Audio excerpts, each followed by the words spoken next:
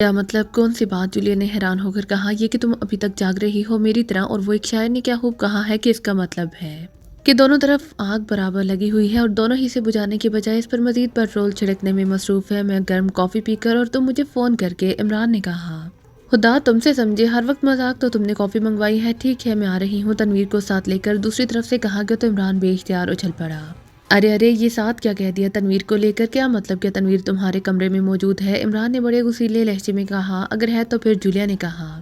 تو پھر میں اطمینان سے بیٹھ کر کافی پیوں گا، عمران نے مسکراتے ہوئے کہا۔ کیوں؟ کیا مطلب؟ جولیا عمران کے جواب اور مسکراتے ہوئے لہجے پر واقعی حیران ہو گئی تھی۔ مطلب یہ کہ جہاں تنویر موجود ہو وہاں کسی کی جرات ہی نہیں ہو سکتی کہ تم پر غلط نگاہ بھی ڈال سکے، اس لیے میں اطمینان سے بیٹھ کر کافی پی سکتا ہوں۔ آخر بھائی کی غیرت بھی تو کوئی چیز ہوتی ہے، عمران نے جواب دیا تو جولیا بے اختیار کلکلا کر ہنس پڑی۔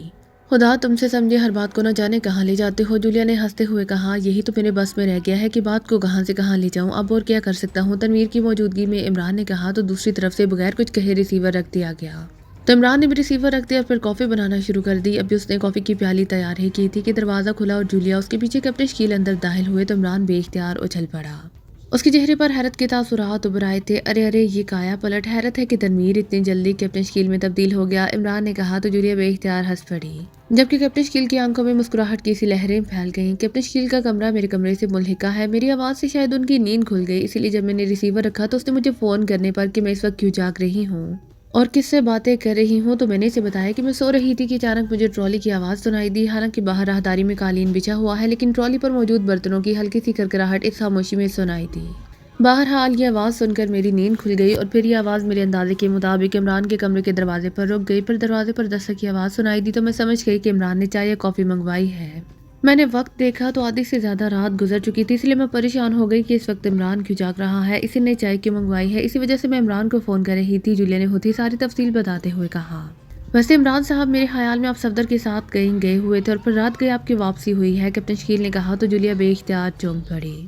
کیا مطلب؟ کیا واقعی تم صفدر کے ساتھ گئے تھے؟ جولیا نے انتہائی حیرت بھرے لہجے میں کہا۔ صفدر کے ساتھ جانا اب اتنا بھی حیران کن نہیں جتنا تم حیران نظر آ رہی ہو، عمران نے مسکراتے ہوئے کہا۔ میں اس لیے حیران ہو رہی ہوں کہ مجھے تو علم ہی نہیں ہو سکا اور کیپٹن شکیل کو علم ہے، جولیا نے مسکراتے ہوئے کہا۔ صفدر کا کمرہ میرے کمرے کے قریب ہے، اس لیے مجھے دروازہ کھلنے کی آواز سنائی دے گئی تھی، لیکن پھر میں سو گیا۔ پھر مجھے مس جولیا کے بولنے کی ہلکی سی آواز سنائی دینے لگی تو میں چونک پڑا۔ میں سمجھا تھا کہ کوئی خاص معاملہ پیش آ گیا ہے، اس لیے میں نے مس جولیا سے فون پر بات کی۔ جب مس جولیا نے بتایا کہ آپ جاگ رہے ہیں اور آپ نے چائے یا کافی منگوائی ہے تو مجھے یاد آ گیا کہ صفدر بھی بہت رات گئے واپس آیا تھا، اس لیے میں نے یہ نتیجہ نکالا کہ عمران صاحب صفدر کو لے کر کہیں گئے ہوں گے اور پھر ان دونوں کی اکٹھے واپسی ہوئی ہوگی، کیپٹن شکیل نے تفصیل بتاتے ہوئے کہا۔ اور پھر اس سے پہلے کہ مزید کوئی بات ہوتی دروازے پر دستک کی آواز سنائی دی۔ یس کم ان، عمران نے کہا تو دروازہ کھلا اور تنویر اندر داخل ہوا تو عمران بے اختیار مسکرا دیا۔ واہ، اسے کہتے ہیں کشش رقابت، عمران نے کہا تو کیپٹن شکیل بے اختیار ہنس پڑا۔ جولیا اور کیپٹن شکیل دونوں باتیں کرتے ہوئے میرے کمرے کے سامنے سے گزرے تو میری آنکھ کھل گئی۔ یہ کیسی میٹنگ ہو رہی ہے؟ تنویر نے انتہائی حیرت بھرے لہجے میں کہا۔ آنکھ نہیں کہو بلکہ آنکھیں کہو، عمران نے کہا۔ ایک ہی مطلب ہے، لیکن تم سب نے یہ کیا چکر چلا رکھا ہے، کیوں جاگ رہے ہو، اور یہ ایک پیالی کافی کیا مطلب ہوا اس کا، تنویر نے حیرت بھرے لہجے میں کہا۔ تو کیپٹن شکیل نے تنویر کو ساری ہدایت سنا دی۔ میرا خیال ہے کہ اب صفدر کو بھی بلا لیا جائے، نیند تو ظاہر ہے اسے بھی نہ آئی ہوگی، البتہ آنکھیں بند کیے صالحہ کے تصور میں مشغول ہوگا، لیکن اس طرح اگر کچھ ہو سکتا تو مجھے جولیا کو اپنے ساتھ دارالحکومت سے کولی کیوں لانا پڑتا، عمران نے کہا۔ کیا کہہ رہے ہو؟ نان سینس جو منہ میں آتا ہے بولنا شروع کر دیتے ہو، جولیا نے انتہائی غصیلے لہجے میں کہا۔ ظاہر ہے وہ عمران کی بات کا مطلب سمجھ گئی تھی اور پھر اس سے پہلے کہ مزید کوئی بات ہوتی دروازے پر ایک بار پھر دستک ہوئی۔ ایک تمہاری کمی رہ گئی تھی، اسی لیے تم بھی آ جاؤ، عمران نے اونچی آواز میں کہا، کیونکہ وہ دستک کے انداز سے ہی سمجھ گیا تھا کہ دستک دینے والا صفدر ہے۔ اس کے ساتھ ہی دروازہ کھلا اور صفدر اندر داخل ہوا۔ آپ نے مجھے بھیج کر خود باقاعدہ محفل جما لی ہے، صفدر نے مسکراتے ہوئے کہا اور آگے بڑھ کر کرسی پر بیٹھ گیا۔ وہ کیا کہتے ہیں کہ میں تو اکیلا منزل کی طرف چل پڑا تھا، لیکن لوگ آتے رہے اور کارواں بنتا چلا گیا۔ بہرحال یہاں بھی میں نے یہ سوچ کر اپنے لیے کافی منگوائی تھی کہ چلو اطمینان سے بیٹھ کر کافی پیوں گا، لیکن اب کیا کہوں، ایک تمہاری کمی رہ گئی تھی، وہ بھی پوری ہو گئی، عمران نے کہا تو سب بے اختیار ہنس پڑے۔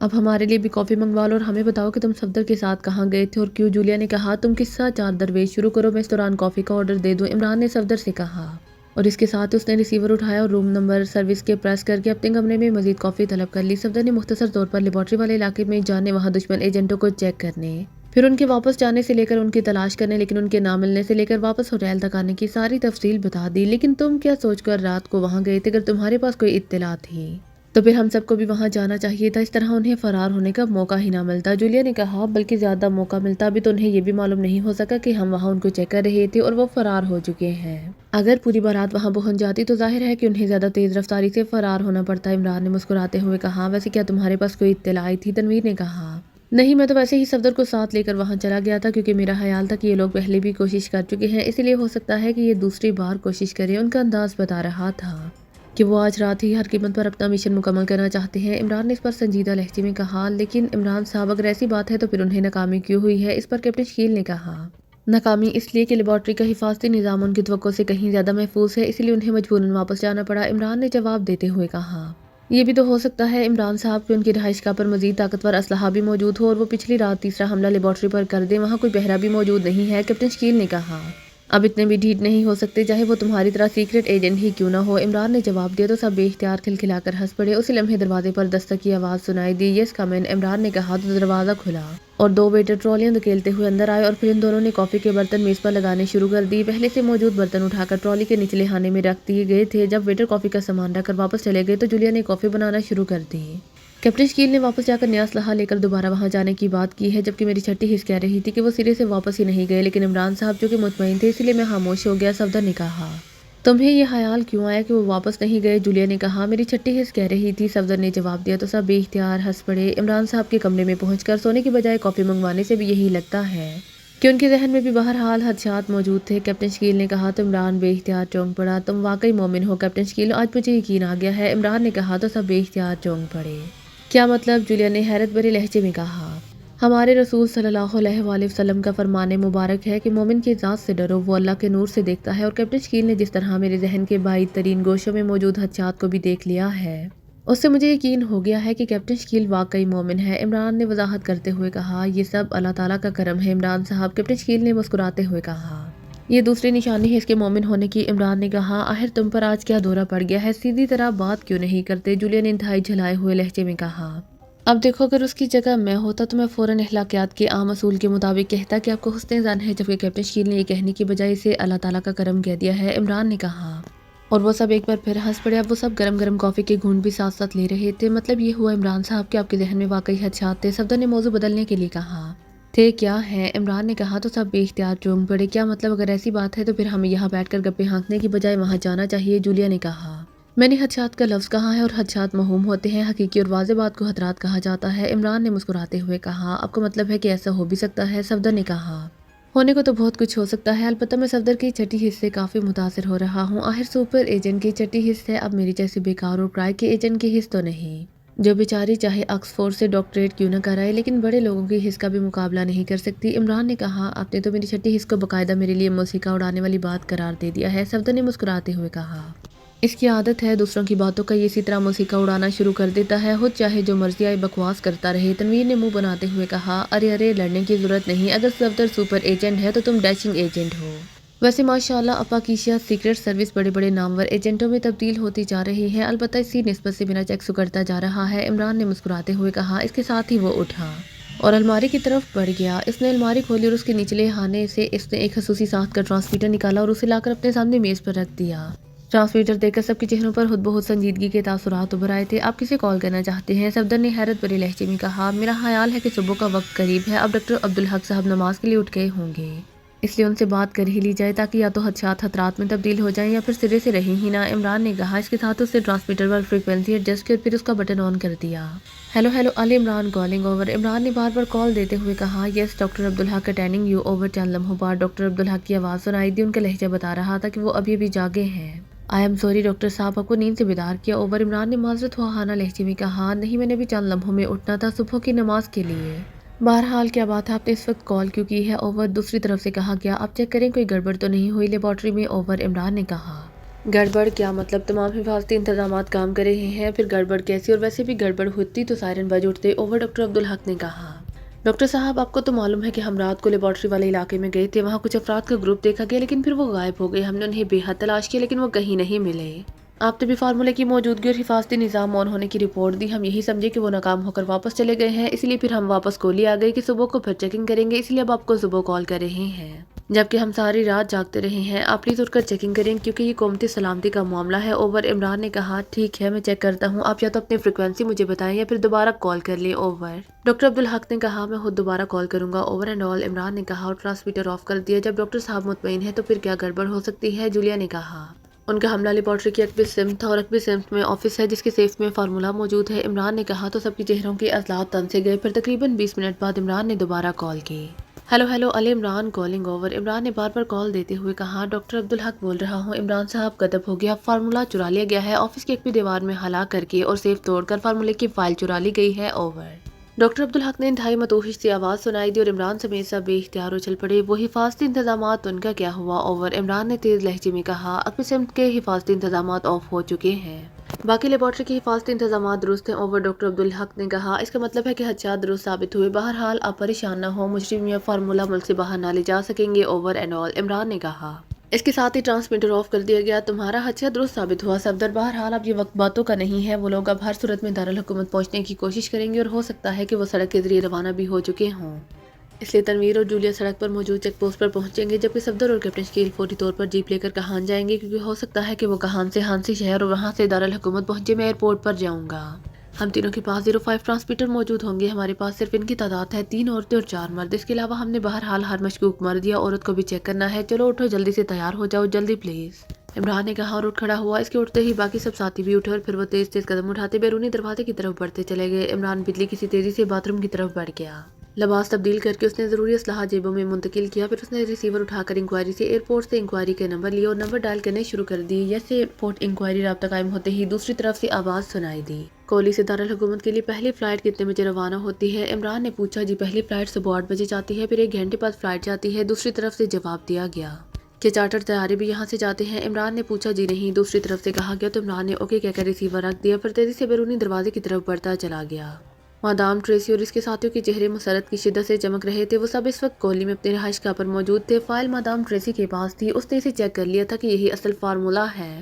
عمران اور اس کے ساتھی کسی ہوٹل میں پڑے سو رہے ہوں گے مادام، اور ہم نے مشن مکمل کر لیا ہے۔ فورڈ نے انتہائی مسرت بھرے لہجے میں کہا ہاں لیکن مجھے یقین ہے کہ صبح ہوتے ہی عمران تک اس کی اطلاع پہنچ جائے گی، اس کے اور ڈاکٹر عبدالحق کے درمیان رابطہ موجود ہے، اسی لیے اب وہ لوگ پاگلوں کی طرح ہمیں ٹریس کریں گے اور ان کی ہر ممکن کوشش ہوگی کہ فارمولے کی فائل دوبارہ حاصل کر لیں۔ مادام ٹریسی نے جواب دیتے ہوئے کہا مادام آپ کی بات درست ہے اور یہ چونکہ ان کا اپنا ملک ہے اس لیے وہ پولیس اور دوسری ایجنسیوں کی مدد بھی حاصل کر سکتے ہیں اور ہو سکتا ہے کہ وہ یہاں سے باہر جانے والوں کی اور یہاں رہنے والے سب غیر ملکیوں کی تلاشی لینا شروع کر دیں۔ جیکسن نے کہا ہاں وہ سب کچھ کریں گے، یہ فارمولا ان کے لیے انتہائی قیمتی ہے، وہ سب کچھ کریں گے۔ ٹھہرو میں معلوم کرتی ہوں کہ پہلی فلائٹ کس وقت یہاں سے جاتی ہے، ہمیں ان کی حرکت میں آنے سے پہلے یہاں سے نکلنا ہوگا، مادام ٹریسی نے کہا، اور اس کے ساتھ ہی میز پر پڑے ہوئے فون کا ریسیور اٹھایا اور انکوائری کے نمبر پریس کرنے شروع کر دیے۔ انکوائری پلیز رابطہ قائم ہوتے ہی ایک نسوانی آواز سنائی دی، ایئرپورٹ انکوائری کے نمبر بتائے، مادام ٹریسی نے کہا، تو دوسری طرف سے نمبر بتا دیا گیا اور مادام ٹریسی نے شکریہ ادا کر کے کرٹل دبایا، پھر ڈھونڈ آنے پر اس نے انکوائری کی طرف سے بتائے گئے نمبر پریس کرنے شروع کر دیے۔ ایئرپورٹ انکوائری پلیز رابطہ قائم ہوتے ہی ایک نسوانی آواز سنائی دی،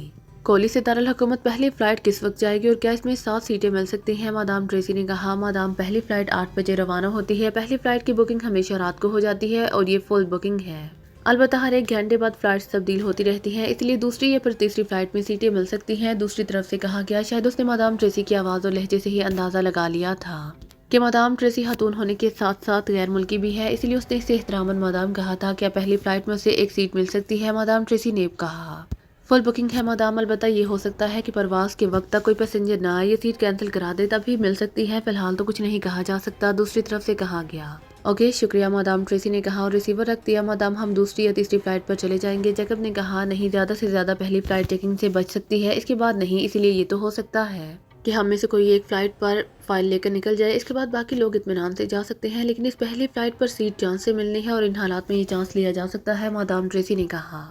لیکن مادام ہم تو جیپ کے ذریعے بائی روڈ آئے ہیں، اب اگر ہم سب بائی ایئر چلے گئے تو جیپ یہاں رہ جائے گی، ماریانا نے کہا جیپ تو 2 آدمی بھی لے جا سکتے ہیں، میں چاہتی ہوں کہ اب ہم اکٹھے نہ جائیں کیونکہ انہیں بہرحال ہماری تعداد کا علم ہے، مادام نے کہا۔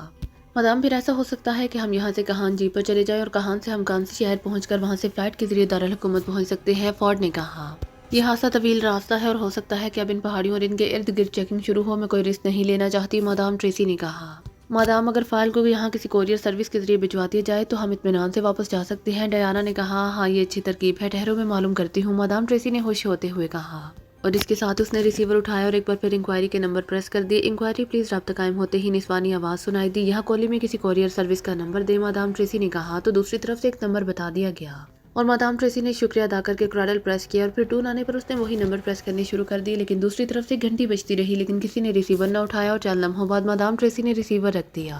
مادام ابھی تو صبح نہیں ہوئی، اس لیے ابھی کوریئر سروس کا آفس کہاں کھلا ہوگا؟ ڈیانا نے کہا، میرا خیال تھا کہ شاید نائٹ سروس کام کرتی ہو، مادام ٹریسی نے جواب دیا۔ تو پھر یہ طے ہو گیا مادام کی فائل کوریئر سروس کے ذریعے بھجوائی جائے گی؟ جیکب نے کہا، ہاں میرے خیال میں یہ سب سے محفوظ طریقہ ہے، مادام ٹریسی نے جواب دیتے ہوئے کہا۔